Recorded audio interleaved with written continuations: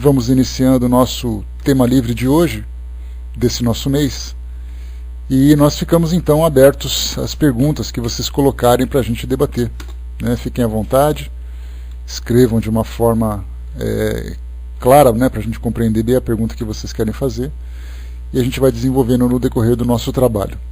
Para a gente começar, a nossa amiga aprendiz colocou aqui uma pergunta que é bem interessante, né? Ela colocou que eu perdi uma amiga semana passada que ficou 16 anos em coma. Queria entender melhor como funciona esse estado de coma, né? Então, nós tivemos uma palestra talvez há uns 2 anos, né, feita na Sala Espiritismo Net Brasil, em que o nosso amigo Hermes convidou, né, uma pessoa próxima da família que é médica, né, e anestesista. E a questão que ela apresentou para nós, aliás, o tema que ela apresentou para nós foi o estado do espírito durante o estado de anestesia, né, ou também no estado comatoso. E foi bem interessante, né, porque nós começamos a ter uma interpretação mais profunda do que aquilo que nós observamos como um reflexo físico, né, desse estado. Então, inicialmente, no Livro dos Espíritos, como nós comentamos inclusive ontem, sobre a influência da matéria sobre o espírito, nós começamos a analisar a respeito das pessoas que manifestam loucura, que apresentam algum tipo de limitação intelectual, limitação física, e de que forma que essas limitações acabam influenciando sobre o espírito. Então nós falamos sobre o Centro Espírita Nosso Lar Casas André Luiz, ou a Fundação Espírita André Luiz, que é a FEAL aqui em São Paulo, que é mantenedora de uma instituição que acolhe, né, o hospital, que acolhe pessoas com limitações intelectuais e físicas, e oferece tratamento, oferece educação, né, é um trabalho bem bacana, um trabalho social de grandes proporções aqui em São Paulo. Então ali nós vemos, né, visitando uma instituição como essa, nós começamos a ter um conhecimento maior desse universo, assim como outros, né? Nós pegamos, por exemplo, aqui em São Paulo a ACD, pegamos a APAI e outras, né, espalhadas pelo Brasil e pelo mundo. E aí nós vemos então as pessoas que vivem essas limitações, essas dificuldades, e de que forma que isso interfere, né, no seu desenvolvimento espiritual. Lembramos então que uma pessoa, quando ela se manifesta, por exemplo, como síndrome de Down, nós lembramos que o espírito não tem necessariamente aquela perturbação ou aquele desequilíbrio intelectual, emocional, mas ela sofre a influência do corpo, que traz ali uma imperfeição. A mesma coisa se nós falarmos de uma criança que nasce com paralisia cerebral, e ela traz ali as suas limitações intelectuais, é a mesma coisa. O espírito pode ter muita lucidez, muito conhecimento, muita experiência, mas ele fica então limitado por essas distorções orgânicas, né? A gente já fala sobre isso também, a Cristone já aproveita. Então foi feita uma experiência certa vez no programa Fantástico para falar sobre acessibilidade, né?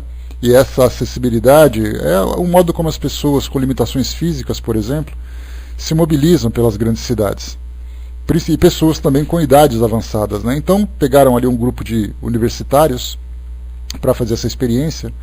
Um utilizava um óculos que vedava completamente a sua visão, e ele tinha que se virar para pegar ônibus, subir e descer uma escada, transitar por uma calçada, atravessar uma rua e tudo mais. O outro trazia, né, a audição obstruída para que ele simplesmente seguisse pelas ruas em absoluto silêncio. Outro carregava um colete, né, com peças de chumbo, simulando o peso, né, ou a dificuldade, né, de uma pessoa que já não tem mais o vigor da saúde física para carregar o seu próprio corpo. E aí sobe escada, desce escada, pega ônibus, desce ônibus e aquela coisa toda. Então foi uma experiência bem interessante, mostrou, né, o quão difícil é o espírito se manifestar apesar dessas restrições. Então, quando se fala sobre a influência do organismo sobre o nosso corpo, quando a gente trata dessa questão do coma, por exemplo, o coma é provocado inicialmente, a princípio, por um efeito físico, um problema no seu organismo, que provoca aquele estado, né, normalmente um problema neurológico, que faz com que a pessoa perca a consciência. E aí então nós entramos nesse elemento que nós trouxemos agora, que é a influência do organismo, a influência da matéria sobre o organismo. O estado de coma ele pode proporcionar vários graus de influência, desde aquele em que o espírito, com muita influência do corpo, mantém ali a sua inconsciência, então ele fica adormecido junto ao corpo durante todo o período em que ele se encontrava. Nós temos aqueles que são mais moderados, em que o espírito desfruta de uma liberdade relativa, né? Ele tem noção do que acontece à volta dele, ele consegue perceber, então ele tenta muitas vezes, né, como a gente vê nos filmes que são criados, né, não mexe aqui que eu estou te ouvindo, né, o que você está falando, o que estão fazendo comigo e tal, mas ele se encontra completamente imóvel. E nós temos aqueles graus em que o espírito consegue uma liberdade mais avançada. Então ele continua vinculado ao seu corpo físico, mas ele se emancipa e muitas vezes até ele vai estudar, ele vai trabalhar, ele se desenvolve, enquanto o corpo dele fica ali. Né? Lembrando sempre que esse organismo que provoca esse efeito, ele não é apenas uma prova para o próprio espírito. Muitas vezes é uma prova da família, né? Uma prova coletiva que envolve a todos. Então o espírito pode estar nessas mais variadas condições. Temos pessoas que voltam do coma depois de um certo período, por causa de uma doença, ou por causa de um trauma, ou qualquer coisa assim. E aí então relata, né, como é que foi sua experiência, o que você se lembra desse período? Aí alguém vai dizer que ouvia aquilo que acontecia à volta dele, outros diziam, não lembro absolutamente nada. Né? A aprendiz disse que fisicamente ela não tinha movimento, mas ela chorava quando ouvia os filhos. Esse é um caso em que o espírito, né, supondo que esse choro, porque a gente tem que lembrar sempre, né, aprendiz, não dá para a gente afirmar categoricamente que aquilo que a gente observa fisicamente, exteriormente, representa aquilo que acontece com o espírito. Então vamos partir do princípio que ela estivesse nessa condição de coma, mas estivesse num estado de lucidez relativa. Então ela conseguia ouvir o que acontecia à volta dela, se emocionava quando as pessoas estavam próximas, muitas vezes sentia dor, mas não tinha como se manifestar. E ela estava vinculada ao corpo dela. Né? E outros casos, como eu falei para vocês, pessoas que estavam em coma, mas fazem. Assim como tem essas pessoas que falam de experiências de quase morte, que viajaram para o espaço, viram túneis, foram para não sei aonde e tal.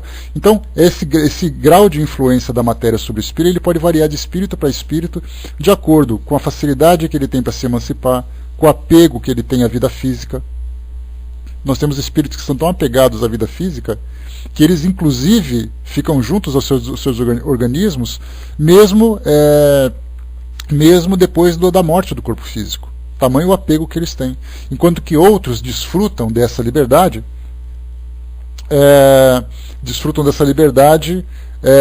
durante uma doença. Então ele vive com mais tranquilidade, com mais harmonia, com mais sem as sensações de dor, por exemplo, porque esse desprendimento dele também permite esse desprendimento esse desligamento com o seu corpo físico, não proporcionando para ele as sensações da matéria. E aí então o espírito, quando desencarna, o estado dele após o seu desencarne vai depender muito da forma como ele viveu esses momentos, essas experiências. Né? Então tudo é muito relativo, não dá para a gente fazer uma afirmação categórica a esse respeito. Né? Pessoal, me dá só um instantinho, por gentileza. Voltando então, pessoal, o estado é exatamente esse, tá, aprendiz? Como eu falei para vocês, isso depende muito de pessoa para pessoa, de experiência para experiência. Então, assim, o que a gente espera, né, é que esse período de 16 anos em que ela esteve em coma, certamente foi para ela um aprendizado muito difícil. Né, o espírito ficando restrito, ligado a esse corpo físico, muitas vezes, né? Pois ela ficar aqui nesse período de 16 anos, foi para ela um período muito difícil, não só para ela, como também da própria família. Porque a família, ela tem, nesse caso, as dificuldades emocionais que tem que lidar com isso, as dificuldades financeiras, os aborrecimentos, né, do tratamento médico, daquilo que não funciona. Então, sem dúvida, é uma prova muito difícil para a família, é uma prova coletiva. Para a própria pessoa, isso vai depender da necessidade que ela tinha e da forma como ela aproveitou. A gente sabe sempre que a revolta nunca traz uma solução, nunca traz um benefício para o espírito. A gente lembra que a inconformidade também não. Então tudo vai depender da forma como ela lidou com cada situação dessas. Né? Por isso, então, o que a gente espera nesse caso, né, sempre torcer para que ela tenha tido o melhor proveito possível dessa experiência. Ela foi espírita também, né? Mas a gente lembra que espírita não recebe um passaporte dourado pelo fato de ele acreditar no espiritismo, né? Nós temos ali muitos espíritas que são revoltados, inconformados, acreditam que tem um direito especial a tudo, não se conformam, né? Então, antes fosse assim, né? Você é espírita, então toma seu passaporte dourado, você entra pela sala VIP e tudo mais, né? Pelo contrário, né? O fato de sermos espíritas, a cobrança se torna muito maior. Em vez de a gente ir para a sala VIP, a gente vai para o balcão de cobrança, né? Vai lá pagar suas contas agora. Então, assim, cada indivíduo depende, né? Pois é, né? Então, por ter esse entendimento que ela teve, então a gente imagina que se ela conseguiu pôr em prática esses conhecimentos nesse momento em que ela passava por essa prova, que é muito difícil, certamente ela tirou o melhor proveito que poderia ter, né? Agora, se por acaso ela não teve oportunidade, ela ficou nesse estado de inconsciência, muitas vezes ela se torna apenas um objeto de prova para a própria família, né? Então seria um sacrifício pessoal para que a família ou pudesse se unir, ou pudesse se auxiliar nesse processo todo, né? Então, tanto num indivíduo que passa por essas limitações durante a vida, até mesmo durante a idade mais avançada, né? Quando o idoso atinge aquela idade de maior dependência e tudo mais, é uma prova para todo mundo. Para ele, que vai ter que contar com a família para os seus cuidados, é para a própria família, que vai ter que lidar com ele também, né? Então tudo isso vai depender de pessoa para pessoa. Então, né, seria mais ou menos essa a ideia que a gente poderia passar para você, tá? Não sei se exatamente foi, né? Atendeu a sua dúvida, tá? Mas de um modo geral, não dá para a gente colocar isso matematicamente. Todo mundo vivencia essa experiência e todo mundo passa pelas mesmas situações. Não é assim que funciona, tá? Mas de um modo geral, né, isso depende muito da lucidez do espírito, da compreensão que ele tem e da postura dele diante dessa experiência, né? Aí ele vai conseguir aprender ou não. Lá em cima o Freestone perguntou sobre o autismo também, né, para a gente aproveitar. O autismo ele é relatado de uma forma muito interessante no livro Deficiente Mental Porque Fui Um, da Vera Lúcia Marinzec. Tem ali relatos de pessoas dos mais variados tipos de limitações intelectuais, pessoas com síndrome de Down, autismo, traumatismo craniano, paralisia cerebral, deficiência realmente, né, neurológica. Então ele traz ali várias experiências, e aí depois que as pessoas que viveram essas experiências desencarnaram, elas trouxeram o seu relato de como foi viver aquilo tudo. Para ela, pessoalmente, diante da família também a mesma coisa. Então, no caso do autismo, nós tivemos um relato, lembrando também que nem todo mundo que tem síndrome de Down viveu a mesma experiência para poder passar por essa prova. Nem todos os que nasceram com paralisia cerebral, a gente lembra que a paralisia cerebral normalmente acontece por causa de um processo, né, chamado sofrimento fetal, que é quando o cordão umbilical fica enrolado no pescoço da criança, e ela vai se desenvolvendo e vai provocando uma redução de oxigenação no cérebro, e ela então nasce com essa limitação, né? Então, assim, é aquela preocupação grande dos médicos fazerem inclusive tratamentos, né, para poder evitar que isso aconteça, mas acontece. E quando acontece, o espírito nasce então com essa limitação no seu organismo e vive essas experiências. Então a gente vai se perguntar, todo mundo que nasce com paralisia cerebral então, passam por essa dificuldade? Tá, João, então, vai com Deus então, aprende isso.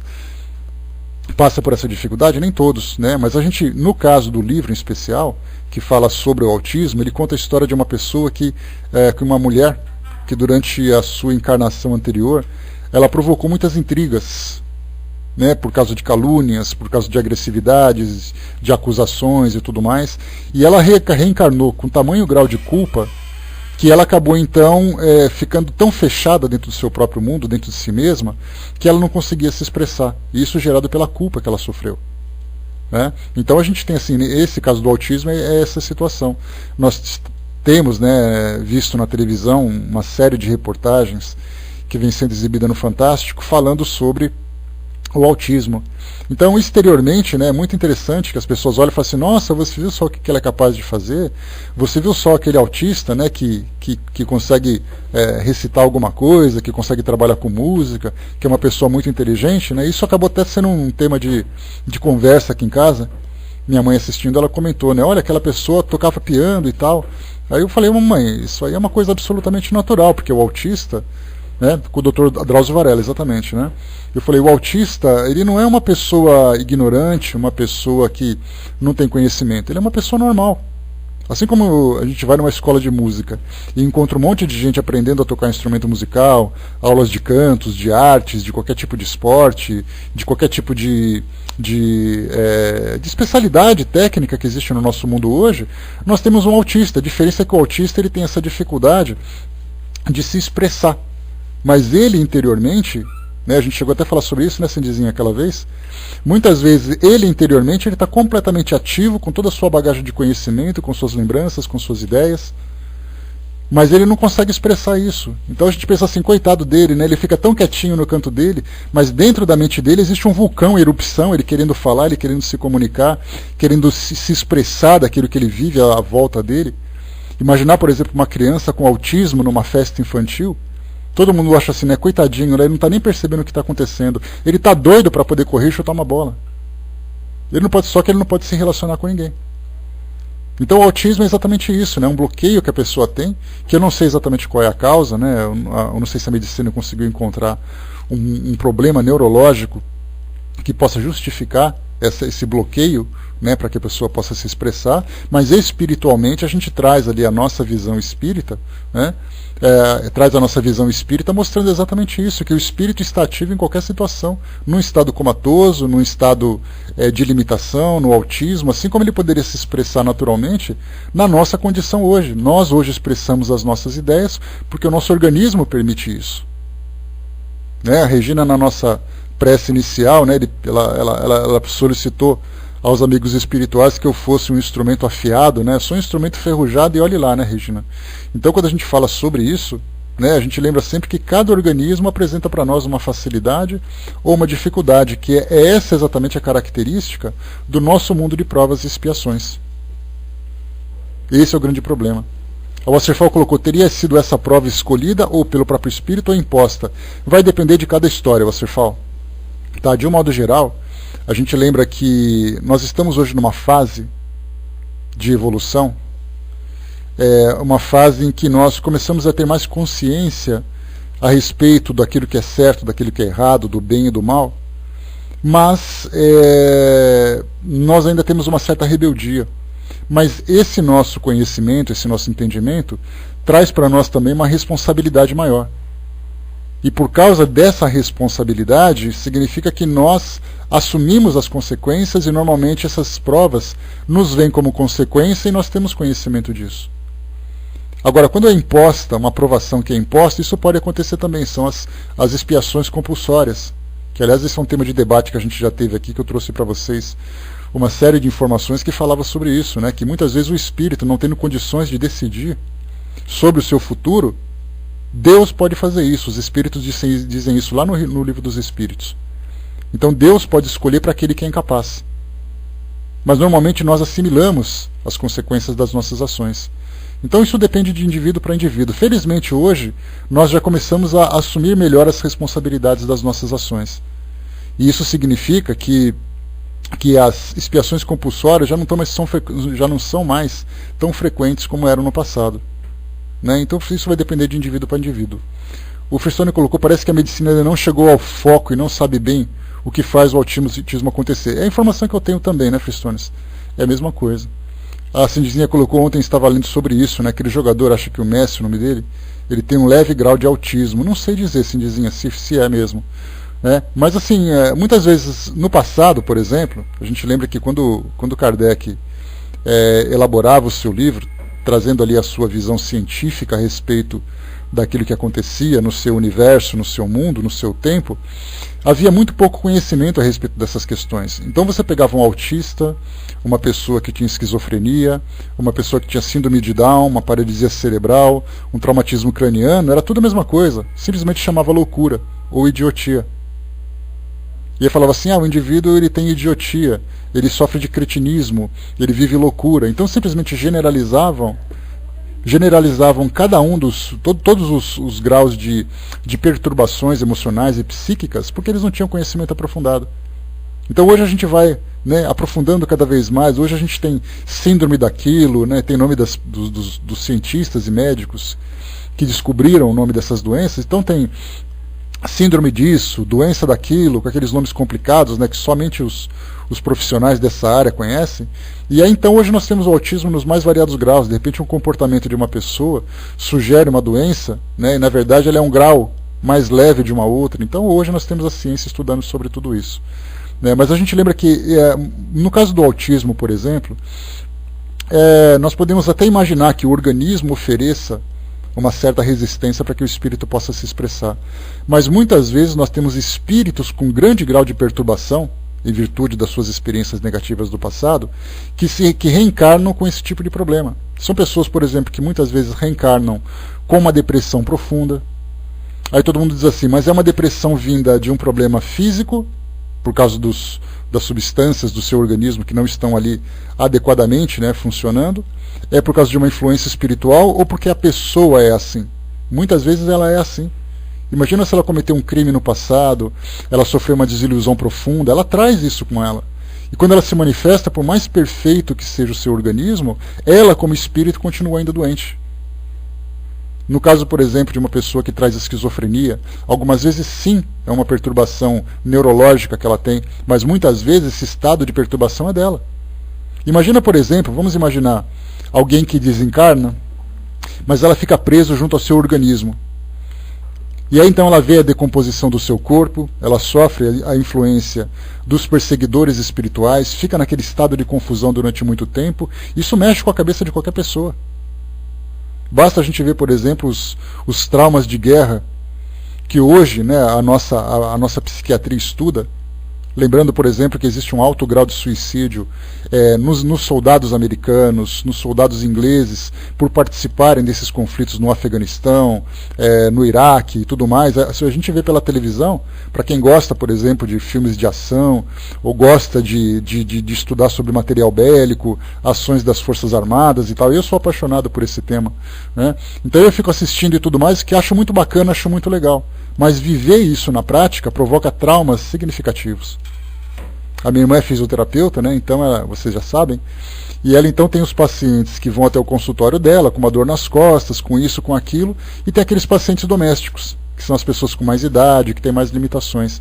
E ela tem 2 pacientes que foram pracinhas da Força Expedicionária Brasileira, e lutaram, né, naturalmente, lá na Itália durante a Segunda Guerra Mundial, em 1944. Hoje eles têm 92, 94 anos. Né?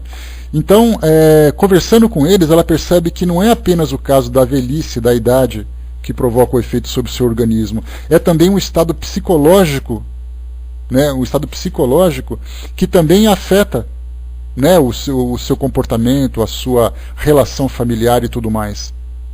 Então eles trazem ainda aquelas lembranças vivas, aqueles medos, quando começa a falar, começa a se emocionar de novo. Então a gente vê que o nosso psiquismo ele também absorve as experiências e guardam esses registros. E algumas vezes você reencarna. Né? Os espíritos preparam e dizem assim, olha, nós vamos preparar a sua reencarnação e você vai nascer numa família que vai te acolher com carinho, você vai ter recursos, o seu organismo é perfeito, então aproveita isso. Aí ele reencarna e começa a relembrar de tudo aquilo que acontece. E aí então ele tem tudo aquilo para funcionar, mas ele não consegue se desenvolver porque aquilo ainda continua o incomodando. E algumas vezes nós temos espíritos que precisam de 2, 3, 4 encarnações para se recuperar daquilo que viveu. Aí ele vai reencarnar num ambiente que é muito tranquilo, num ambiente que é muito sereno. Aí vamos supor assim, se eu por acaso estiver vivendo numa grande cidade, com essa aglomeração de pessoas, como São Paulo, por exemplo, essa aglomeração de pessoas, essa agitação toda e coisa e tal, eu não vou conseguir ter essa tranquilidade. Aí eu programo a minha reencarnação para nascer numa cidadezinha lá no meio do Amazonas, onde o máximo que eu vou ter vai ter ali conviver com alguns bichinhos que vão aparecer, conviver com alguns vizinhos e tudo mais. Isso também faz parte de uma estratégia reencarnatória. Oferecer ao espírito um ambiente onde ele possa ter aquela tranquilidade, para que depois de um certo tempo, quando ele tiver várias encarnações ser recuperado, ele possa voltar ao seu dinamismo. E aí muitas pessoas vão dizer assim, mas quer dizer então que ele fica paralisado na sua evolução? Se nós pensarmos naquilo que ele pode alcançar num estado normal, sim, ele se encontra em atraso. Mas ao mesmo tempo, a sua reencarnação atual, ela é para ele uma reabilitação. Então muitos de nós estamos vivendo hoje reencarnações para a reabilitação, em vez de nós nos desenvolvermos. Porque nós criamos tantos problemas do passado que hoje eles se refletem. E aí então nós temos que trabalhar para consertar o que está errado para depois fazer a coisa que é certa. E a maioria de nós está nesse atraso todo. E é por isso que os espíritos dizem que agora, na atualidade, nós temos informações suficientes para podermos acelerar esse processo de reabilitação e também da própria evolução. Né? O professor lembrou que às vezes aparecem nos sonhos, né, as lembranças, os conflitos, sem dúvida nenhuma. Né? Isso não tem... Algumas vezes você não consegue dormir por causa de um problema, imagina você viver uma experiência como essa. E eu me lembro do depoimento de um brigadeiro da aeronáutica, e ele foi um dos pilotos da Segunda Guerra Mundial. E ele participou, né, deu o depoimento dele num documentário produzido pela Força Aérea, né, chamado Sem Tapua, que significa alguma coisa como, né, enfia a mão, sente o porrete e tal, né, uma expressão para mostrar a bravura, né, da nossa Força Aérea. E aí no depoimento ele dizia assim: nos primeiros dias, quando nós recebíamos a notícia de um colega, de um companheiro que morria, nós chorávamos, nós lamentávamos, nós sofríamos. Mas depois de 2 meses você estava procurando alguém para matar. Porque aí você estava tão absorvido pelo clima do cenário, né, onde eles atuavam, que a morte já tinha ficado uma coisa fútil. Então eles lamentavam a dor do companheiro, mas não como no começo, quando você trazia ainda aquela ingenuidade, aquela pureza, aqueles valores. Né? Então todos nós temos os nossos valores até sermos submetidos a uma situação de pressão. Dependendo da forma como vem essa pressão e da forma como ela nos atinge, nós nos transformamos. Então dificilmente alguém vai para um conflito dessa natureza, ou vive uma experiência traumática como essa, não precisa ser de guerra necessariamente, mas uma relação social, uma relação familiar, uma relação afetiva. Isso nos afeta de certa forma, e nós não precisamos necessariamente de um organismo imperfeito para demonstrarmos essas perturbações. Por nós mesmos fazemos isso. Né? E só para aproveitar o gancho dessa ideia, que eu comentei agora, bom dia pessoal que chegou. Quando nós falamos sobre programação reencarnatória, ao mesmo tempo em que nós muitas vezes optamos por um ambiente tranquilo, para que possa ser exatamente como se fosse aquela casa de repouso, né, onde nós temos um bosque, onde nós temos ali as borboletas, aquele lago, onde nós temos profissionais que são amorosos, instalações confortáveis. Nós escolhemos então uma família, um lugar para nascer, um lugar para poder reencarnar, para desfrutarmos dessa tranquilidade para a nossa reabilitação. Algumas outras vezes nós escolhemos ambientes que são mais hostis para a nossa recuperação.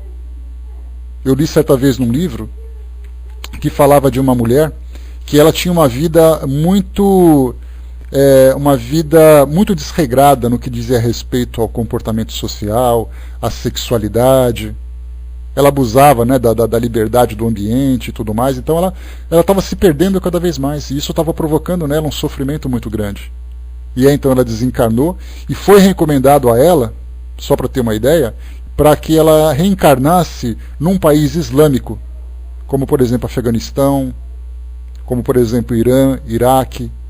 E aí fica aquela dúvida, mas por que exatamente? Por que exatamente ela teria que passar por isso? Porque naquele local as mulheres sofrem uma restrição por causa da cultura local, que para ela seria necessário. Então ela não poderia sair na rua sem usar aquela burca. Se por acaso ela fizesse alguma coisa, ela apanhava, ela ia ser ameaçada de apedrejamento. Então ela escolheu nascer naquele lugar como sendo para ela um reformatório. Então a gente vê que o nosso mundo hoje é uma grande escola.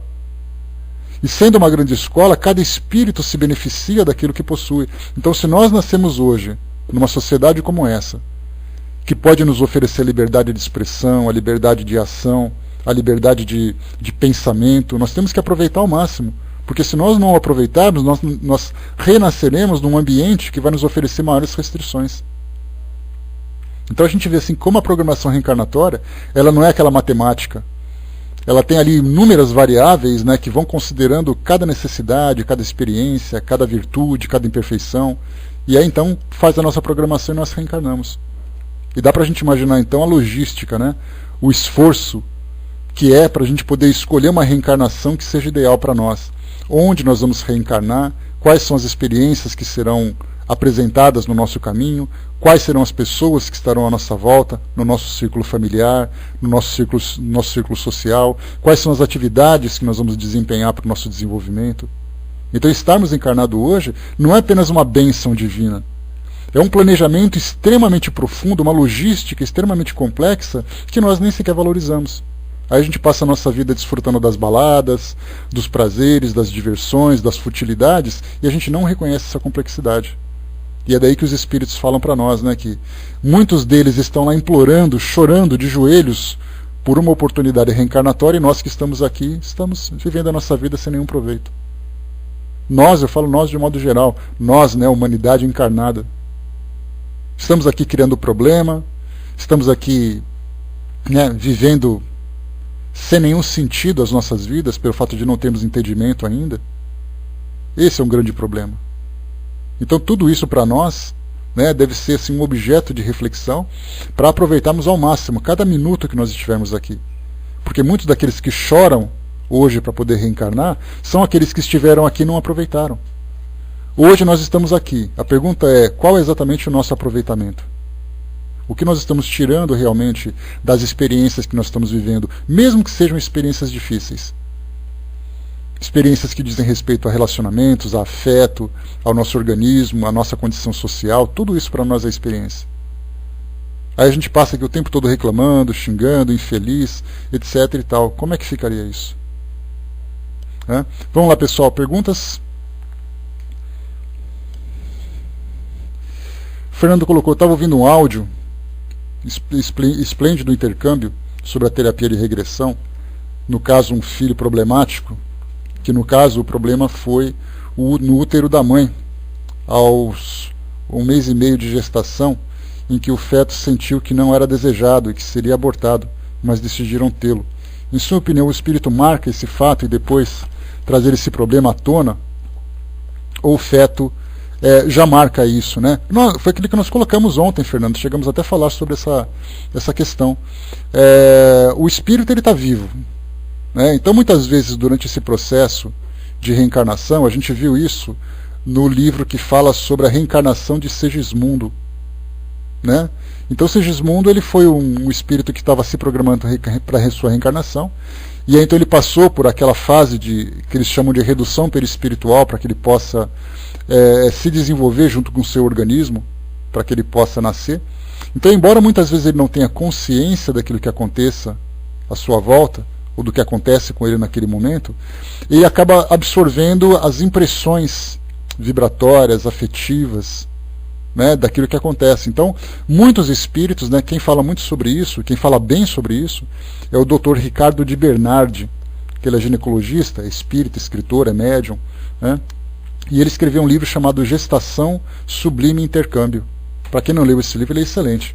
Ele fala sobre aborto espontâneo, aborto provocado, fala sobre gêmeos, fala sobre siameses, fala sobre traumas que os espíritos sofrem, enfim, é muito interessante, né? Vale a pena vocês lerem para estudar esse tema. Então, no caso dele, ele fala sobre essa questão do estado vibratório. Então nós temos muitos espíritos que já são inimigos do passado, ou alimentam de alguma forma aquela antipatia por experiências que eles viveram, e aí então uma mãe recebe um filho, durante a gestação eles percebem-se, né, juntos. Muitos espíritos acabam de pessoal, vamos para o tema. Então, muitos deles se percebem durante a gestação. Alguns espíritos que estão reencarnando provocam o seu próprio aborto.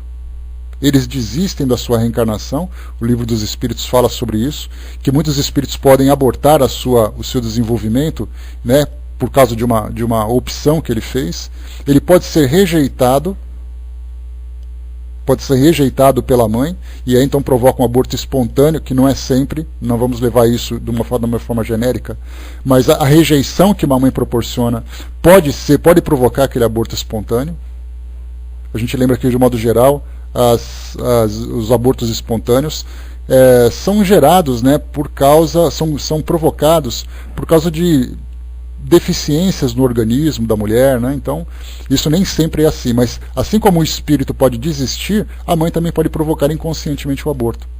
Mas supondo que há aquela rejeição. Aliás, é o que mais acontece hoje, né, Fernando? Que a gente tem tantas gravidezes indesejadas, né, adolescentes, jovens, pessoas que vivem infidelidade, de repente engravidam, apesar de todas as informações, apesar de todos os métodos contraceptivos e tudo mais, eles optam por esse tipo de relação. E aí então geram, né, uma criança. Começa aquele trauma, aquele medo, olha, eu engravidei, eu preciso contar para ele, eu não sei como é que ele vai reagir, ou se eu conto ele acaba me rejeitando. Então toda essa expectativa em torno de uma gestação, desde o momento de você saber o exame.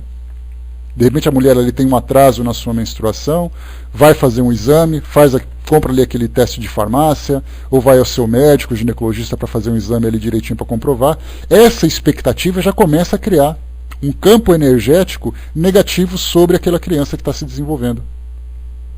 Já começa por aí. Depois nós temos ali quando ele fica sabendo da notícia. De repente vem aquela pancada.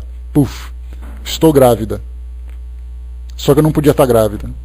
Agora eu vou contar para a pessoa, né, para o meu parceiro, para a pessoa com quem eu estou me relacionando. Olha, nós teremos um filho. Aí vem a resposta. Puf, uma outra pancada. Aí depois vem a rejeição. Será que eu faço aborto? Será que eu não faço aborto? Como é que vai ser minha vida? Porque eu não queria essa gravidez por causa disso. Mas aí a pessoa consegue, né, ela consegue resistir a todas as dificuldades e consegue levar a gestação até o seu termo. E aí então a criança nasce. Aí a criança nasce, todo mundo fala, que bonitinho, vamos fazer um chá de bebê para ela, aquela coisa toda, mas ninguém imagina que tudo aquilo que a mãe sentiu durante o seu desenvolvimento, inclusive no momento em que a criança se aproximava para a gestação, isso foi absorvido por ela. E aí algumas vezes era uma relação que poderia ser problemática, mas a proposta era exatamente para que ela se desenvolvesse, se equilibrasse, se harmonizasse com a mãe, com a família. E aí então gera aquele filho que não gosta da mãe, mas gosta do pai. Ou não gosta do pai, gosta da mãe, ou não gosta de nenhum dos dois. Ou ninguém se gosta. Então a gente vê que essa questão psíquica, ela nos acompanha.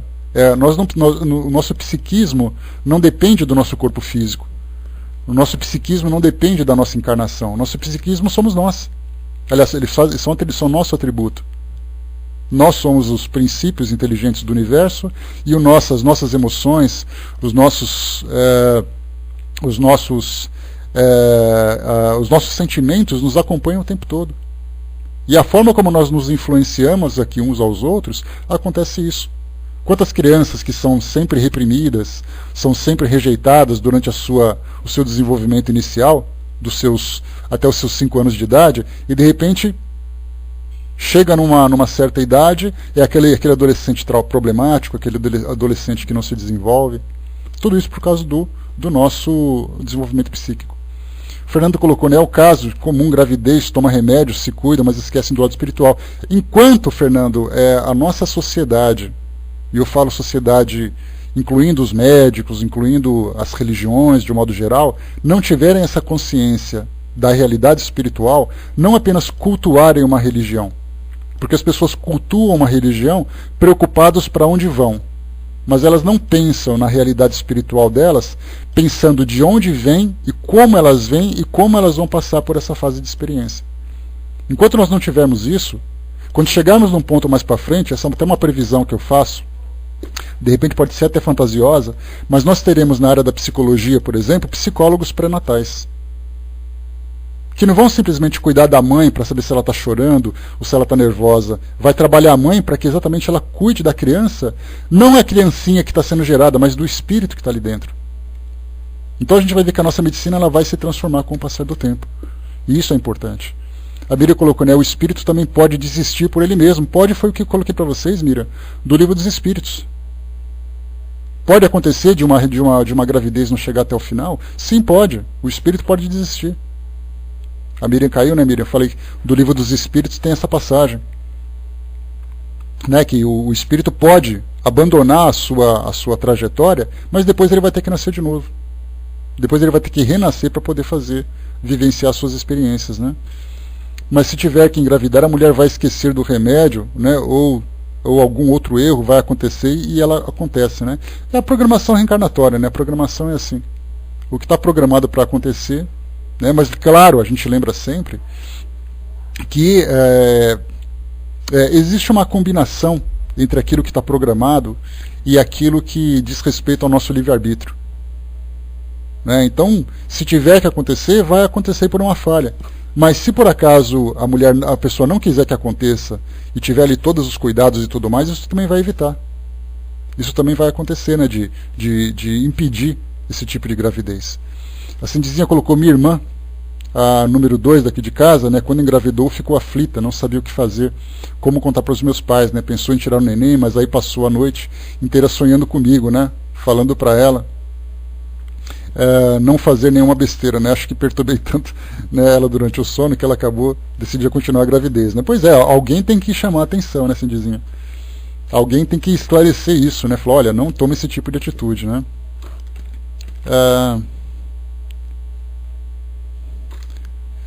A Betinha colocou para nós aqui, né, aqui no CELD, quando alguém engravida, é logo recomendado passes de cura durante toda a gravidez para harmonização. Né? E é como se fosse feito também, né, Beth, um atendimento fraterno para essas pessoas, né, de uma forma especial, voltada especialmente para esse período de gravidez. Né? Então, nesses grupos, nós temos ali os profissionais que orientam, tem a terapia espiritual, tem a terapia psicológica, voltado para essa situação de gestação. Enquanto hoje nós temos, por exemplo, uma pessoa que, em dadas circunstâncias, vamos imaginar uma gravidez indesejada, no caso de um aborto, de um estupro, por exemplo, que é um debate na nossa sociedade, né? De que forma que nós lidamos com uma gravidez fruto de um estupro? A legislação diz que a mulher ela tem o direito de abortar se ela desejar. Inclusive nós temos ali um documentário chamado O Aborto dos Outros. É um documentário nacional que fala sobre 4 ou 5 casos de gravidezes de pessoas que abortaram por vários motivos, né? Então ali um abortou porque o bebê era anencéfalo, foi comprovado isso no pré-natal. A outra abortava porque foi uma adolescente estuprada perto da escola. A outra foi uma mulher que engravidou, mas não queria engravidar, e já era o sexto aborto que ela fazia, se não me engano. Então cada uma contando a sua história. E quando nós assistimos a esse documentário, a gente tem que estar com a mente muito limpa e desprovido de qualquer impulso de julgamento para dizer se ela está certa ou se está errada, né? Porque a gente só sabe, as nossas atitudes só são tomadas a partir do momento que a gente vive uma experiência. A gente não toma decisão por antecipação. É por isso que a gente comete erros, né? Então, quando você passa pela experiência, você toma uma decisão. E esse documentário nos leva a essa reflexão. Uma adolescente está grávida, só que ela vai optar, aí mostra ela indo para o hospital, mostra o trabalho feito pelo assistente social, pelo psicólogo, pelo médico, e ela acaba abortando. A gente já pensa assim: mas se fosse da minha família eu não faria isso. Será? Porque na verdade o aborto, embora ele seja um erro, ele é um erro que ele acaba se justificando de certa forma, dependendo da condição que a pessoa se encontra, do seu grau de desespero, do seu grau de insegurança. As coisas acontecem assim como o suicídio. Suicídio é errado? Sim, é errado. Mas o que levou aquela pessoa a passar por aquela situação? Qual era exatamente a sua resistência para lidar com o trauma, com a perda, com a lesão que ela sofreu? Então a gente, a questão não é julgar. Do outro lado, por exemplo, no plano espiritual, imaginemos nós trabalhando com espíritos que ou são suicidas ou espíritos que foram abortados. A nossa visão vai ser completamente diferente. Vai ser recebê-los e ajudá-los na sua reabilitação. Do lado de cá, a gente está tentando condenar as pessoas que tomam esse tipo de atitude. Isso é muito grave, né? Deixa eu ver que o Hermes colocou lá, né, que o centro espírita que frequenta, né, que é o Bezerra de Menezes lá em Porto Alegre, há um programa semanal chamado Pais Gestantes, né? É um trabalho maravilhoso que é feito, sem dúvida, né? Não só pelo espiritismo, mas várias igrejas também, né? Várias igrejas também promovem esse tipo de trabalho, é muito legal. O Fernando colocou também: é necessário ampararmos, né, amparos como este para gestantes, principalmente uma visita fraterna. Também são várias campanhas, todas as ideias são muito bem simples, né? São muito bem-vindas, né, Fernando? A Miriam lembrou que, né, 17 anos eu tive uma gravidez tubária, né? Só soube quando estava grávida, no dia que perdi, né? Mas entendi que tinha algo a aprender, mesmo sem saber exatamente o motivo, né? Apesar de ser muito jovem, né? Nunca senti revolta, senti que aquilo era necessário. Até porque também, né, Miriam, primeiro que é uma gravidez no início, isso facilita, né, o entendimento, a compreensão. Segundo, porque o próprio entendimento doutrinário nos traz essa estrutura, nos dá essa capacidade de avaliar, de analisar a situação. Então essa lucidez que falta para muitos de nós. A nossa sociedade ela é muito impulsiva, ela é muito imediatista, e ela sempre imagina que tudo vai acontecer do jeito que ela quer. Não tem ali, né, os nossos prós e contras, as nossas experiências e tudo mais, né? Então isso é bastante complicado. O que mais, pessoal, que vocês querem colocar? O Milton colocou lá em cima, né? A programação encarnatória está ligada à lei de necessidade. Aliás, tudo acontece através dessa lei que está abaixo de Deus, né? O grande problema que a gente tem, né, Milton, é entender como é que essa coisa funciona, né? Que a gente fala lei de necessidade, só que as nossas necessidades conscientes são muito diferentes das nossas necessidades do subconsciente, né? Ou seja, aquilo que eu necessito consciente, eu necessito ser rico, bonito, famoso, inteligente, charmoso, né? Meus cabelos voltem a crescer, que eu emagreça, que as minhas rugas desapareçam e coisa e tal. Essas são as minhas necessidades. Agora, quando a gente fala quais são as necessidades do espírito, aí é nascer numa família difícil, problemática, é passar por todos os preconceitos, por todas as frustrações, e aí a gente tem todas as experiências para isso, né? Então, quando nós estivermos mais esclarecidos e mais harmonizado com essas leis naturais, não apenas a lei de necessidade, mas a gente fala sobre, por exemplo, a lei de destruição, nós vamos entender a reencarnação, a morte de um modo muito diferente. Falamos a lei do progresso, vamos trabalhar com mais intensidade para transformar o nosso mundo em algo mais produtivo. Então cada uma das leis que Kardec colocou para nós, e ele mesmo lembra, né, que aquilo não é fechado, não existem somente aquelas leis que ele trouxe. Lei de justiça, amor e caridade, progresso, destruição, lei do trabalho. Então temos várias leis ali. Então ele falou assim, ele até perguntou para os espíritos, né, poderíamos dividir essas leis nessas categorias? Aí ele colocou, de um modo geral, dá para você entender dessa forma. Dá para compreender. Então tem essa diferença dos dois. E abaixo de Deus porque ele é absoluto, né, imutável, e as leis podemos infringir. Né? Infringimos e depois recebemos a lei do retorno, a lei de causa e efeito que mantém tudo no seu devido lugar. Né? Dudu colocou aqui, né, queria saber sobre ectoplasma e fluido vital. A gente já tocou nesse assunto bastante, mas uns dizem que uma coisa é uma coisa, outra coisa é outra coisa. Quando acho e vejo na leitura, tudo é a mesma coisa. Né? Bom, o fluido vital e ectoplasma eu vejo como sendo os mesmos elementos, os mesmos princípios. Tá? O ectoplasma, a princípio, conforme é trazido pela própria biologia, né, ele acaba sendo produzido, de certa forma, ele é produzido nas mitocôndrias, dentro do citoplasma das células que nós temos no organismo. Né? Então, na verdade, ele acaba sendo, aqueles que produzem ectoplasma são indivíduos que têm uma predisposição a produzir mais e também tem a facilidade de doação. Então, de certa forma, todos nós temos esse fluido, só que uns têm mais abundância. Né? Então, se as pessoas falarem fluido vital, ectoplasma, princípio vital, são nomes que são parecidos, né? E nesse caso a gente começa a separar quem é quem. Né? Então, o princípio vital é um elemento que dá vida. O fluido vital é aquilo que percorre o nosso corpo, que dá essa vitalidade que nós temos. E o ectoplasma pode ser visto dessa mesma forma. Tá? Eu já li sobre isso também, já tive essas mesmas dúvidas, pesquisei e cheguei à conclusão de que é a mesma coisa. Se alguém tiver uma literatura clara que possa dizer, olha, não, é diferente. Então vamos entender qual é o objetivo de cada um deles. Né? Não é porque o espírito absorve o ectoplasma para poder se manifestar ou provocar um efeito físico que esse ectoplasma não seja pertencente ao indivíduo que está vivo.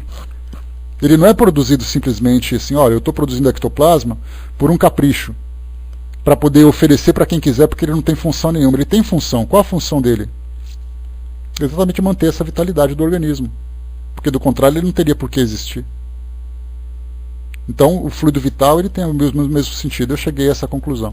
Se tiver errado a gente corrige, não tem nenhum problema. Mas por que o fluido vital durante o dia não tem problema de dar e receber o ectoplasma, só se vê à noite? Né? Não, na verdade não é uma questão de se ver à noite. Né? O ectoplasma, quando ele começa a exalar do indivíduo que tem essa predisposição a fazer essa doação, essa substância ela é muito volátil. né, e ela sofre a influência. A gente lembra que a luz, por exemplo, ela é uma irradiação eletromagnética. E a luz queima. Basta a gente lembrar, por exemplo, que a luz pode te provocar um câncer de pele. A luz pode te provocar um acidente, né? Só um instantinho, pessoal, por favor. Vamos lá. Então, o que a gente falava aqui nesse caso, né, que a luz ela tem esse efeito de afetar a matéria.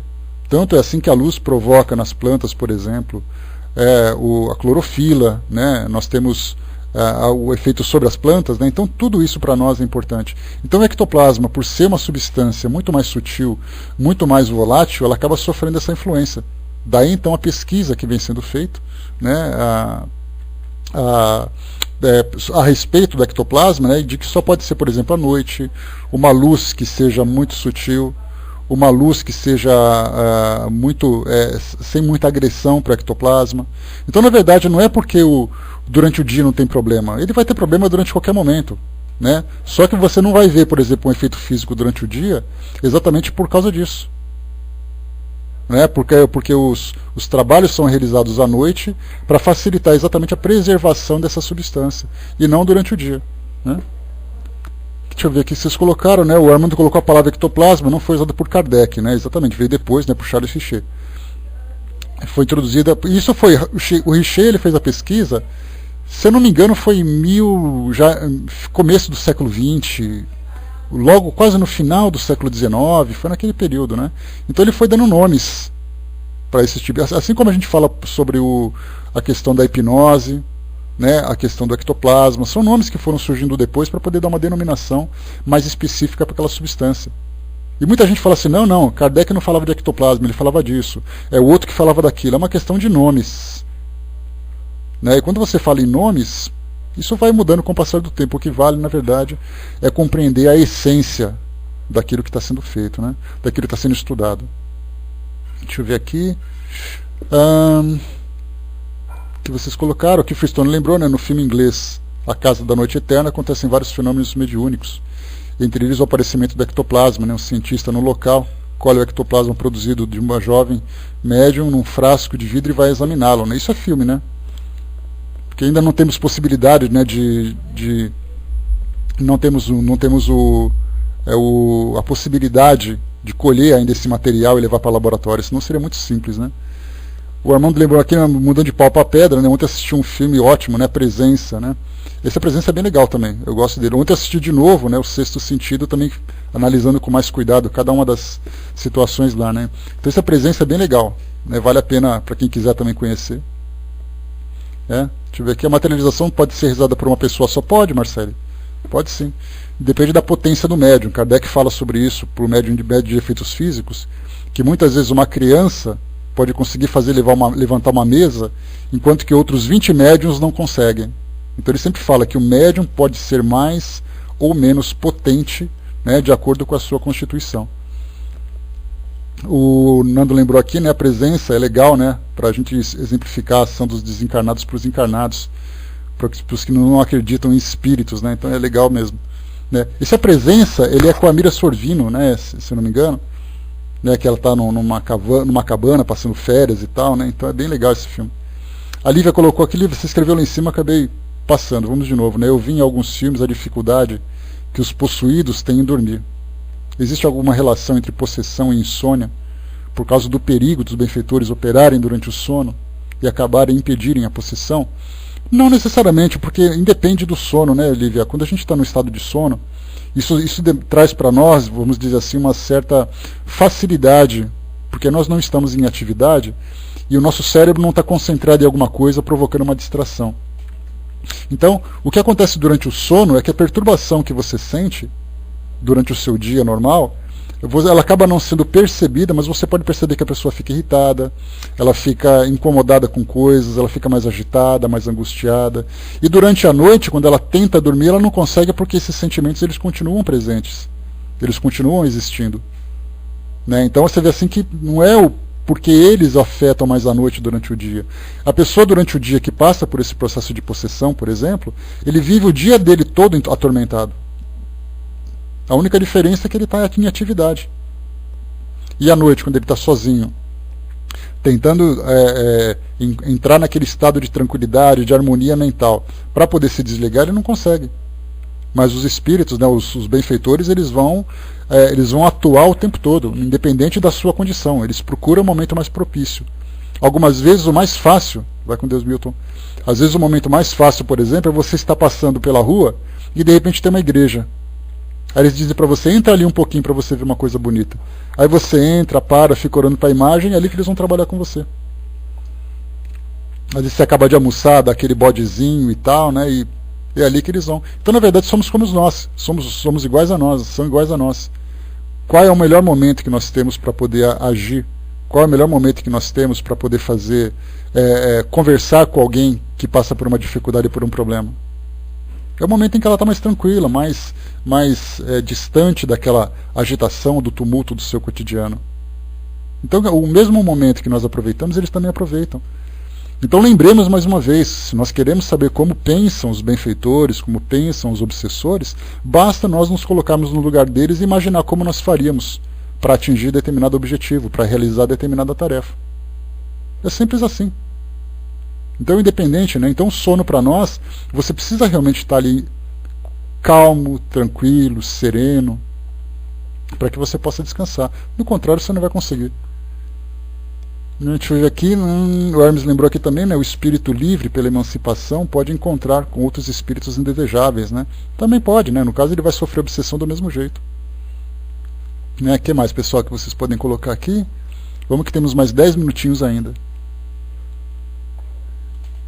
Desses filmes que nós estamos falando, né, então nós temos, por exemplo, A Presença, que foi comentado pelo Armando, fala muito de obsessão, essas obsessões simples, algumas vezes efeitos físicos, espíritos protetores, é bem legal esse filme, tá? Eu assisti por acaso, já faz uns 2 anos, uns 3 anos mais ou menos, que eu encontrei por acaso esse título, eu falei, deixa eu ver qual é a dele, né?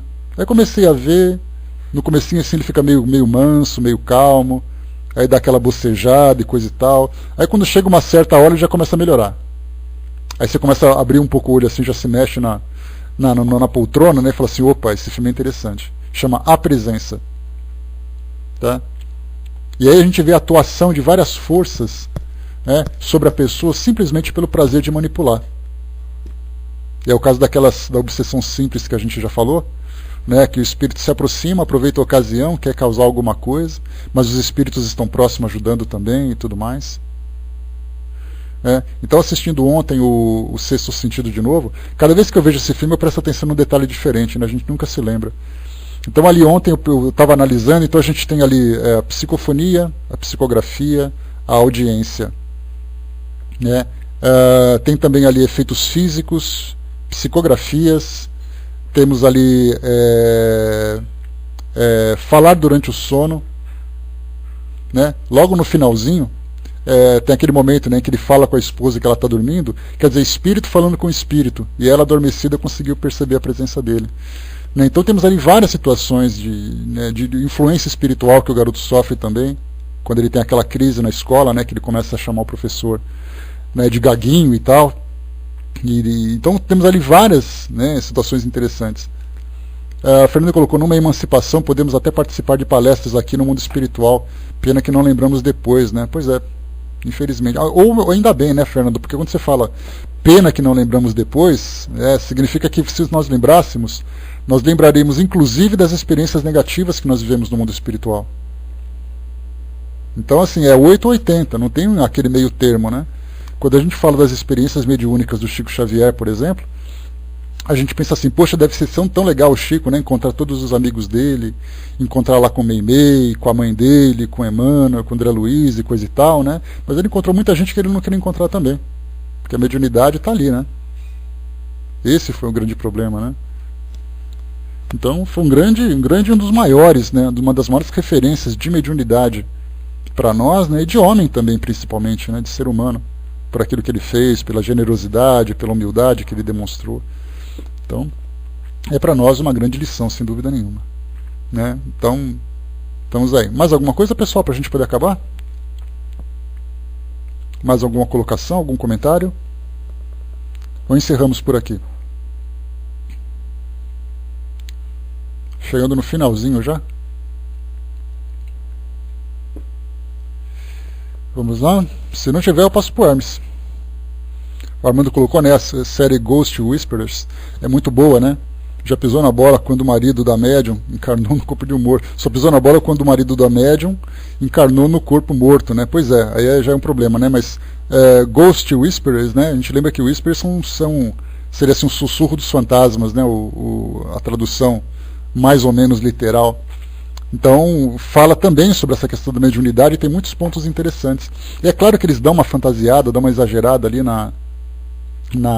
em algumas situações, exatamente talvez por não terem, Armando, pelo fato do filme não ser baseado num conhecimento mais experimental, como foi o caso da doutrina espírita, eles vão coletando, ou o cara lê uma história num livro, aí ele fala, esse tema é interessante para colocar na série. Aí ele vê uma outra série inspirado por outra situação, então sempre tem uma coisa ou outra ali que vai mudando, né?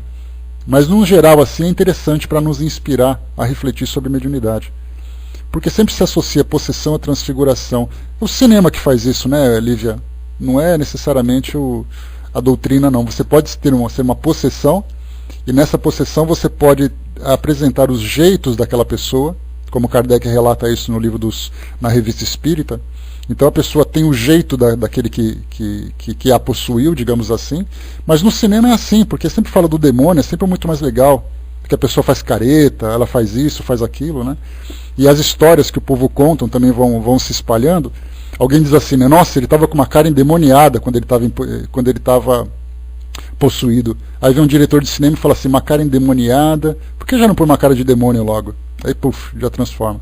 Então, muitos casos, sem dúvida nenhuma, são de possessão. Né? São de possessão e existe também o fenômeno da transfiguração.